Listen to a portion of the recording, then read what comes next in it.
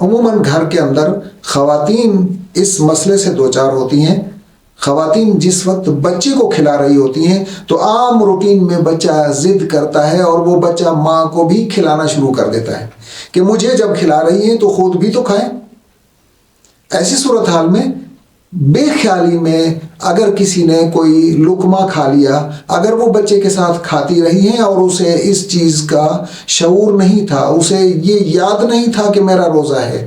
بھول سے اگر کسی شخص نے کھا لیا تو اس کا روزہ نہیں ٹوٹے گا، کیونکہ حضور اکرم صلی اللہ علیہ وسلم سے حضرت ابو ہریرہ رضی اللہ تعالیٰ عنہ کی روایت ہے۔ بسم اللہ الرحمن الرحیم۔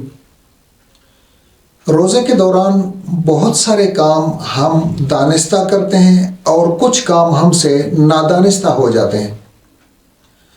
تو دیکھنا یہ ہے کہ کیا ایسی صورتحال میں ہمارا روزہ برقرار رہتا ہے یا ہمارا روزہ ٹوٹ جاتا ہے۔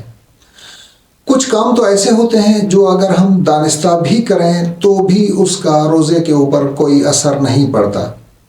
مثلا اگر انسان روزے کے دوران سو جائے یا اس کو قضاء حاجت کی ضرورت پیش آئے، پیشاب پخانے کی ضرورت پیش آئے، یا انسان وضو کے لیے مسواک کا استعمال کرے، وضو کے بغیر بھی اگر مسواک کرنا چاہے، وضو کے دوران اگر کلی کرے، یا اس کے علاوہ کبھی انسان کسی آنکھ میں تکلیف کی وجہ سے یا بغیر تکلیف کے بھی آنکھ میں سرما لگائے، ایک ہی گھر میں رہتے ہوئے اپنی بیوی کے ساتھ اگر کبھی روزے کے دوران بوسہ لے لے، یا کبھی گرمی کی شدت کی وجہ سے انسان نہا لے، ایسی تمام صورتوں میں روزے پر کوئی اثر نہیں پڑتا، روزہ بالکل صحیح اور ٹھیک ہوتا ہے۔ اس طرح کے یہ کام اگر ہم دانستہ طور پر بھی کریں تو بھی روزہ خراب نہیں ہوتا، روزہ نہیں ٹوٹتا۔ البتہ کچھ کام ایسے ہوں گے جو کام اگر ہم نادانستہ طور پر کر لیں، بھول سے کر لیں، تو بھی ہمارے روزے پر کوئی اثر نہیں پڑتا۔ مثلا اگر کوئی شخص روزے کے دوران کھا پی لیتا ہے اور وہ بھول سے کھاتا ہے، اعمال کا دار و مدار تو نیت پر ہے۔ حضور اکرم صلی اللہ علیہ وسلم نے ارشاد فرمایا، انما الاعمال بالنیات۔ اگر کھاتے ہوئے کسی شخص نے دیکھ لیا تب پھر ہم کہتے ہیں کہ جی میں تو بھول گیا تھا،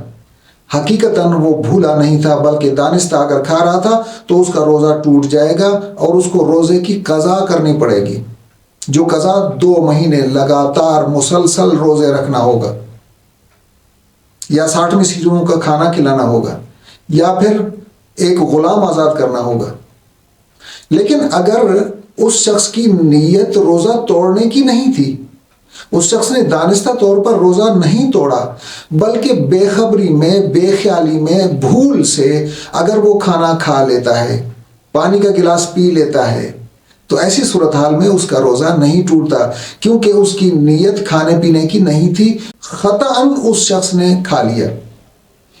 عموماً گھر کے اندر خواتین اس مسئلے سے دوچار ہوتی ہیں۔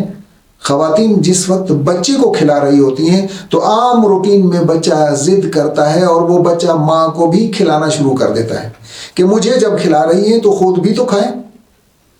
ایسی صورتحال میں بے خیالی میں اگر کسی نے کوئی لقمہ کھا لیا، اگر وہ بچے کے ساتھ کھاتی رہی ہیں اور اسے اس چیز کا شعور نہیں تھا، اسے یہ یاد نہیں تھا کہ میرا روزہ ہے، بھول سے اگر کسی شخص نے کھا لیا تو اس کا روزہ نہیں ٹوٹے گا، کیونکہ حضور اکرم صلی اللہ علیہ وسلم سے حضرت ابو ہریرہ رضی اللہ تعالیٰ عنہ کی روایت ہے، فرماتے ہیں قال رسول اللہ صلی اللہ علیہ وسلم من نسی وهو صائم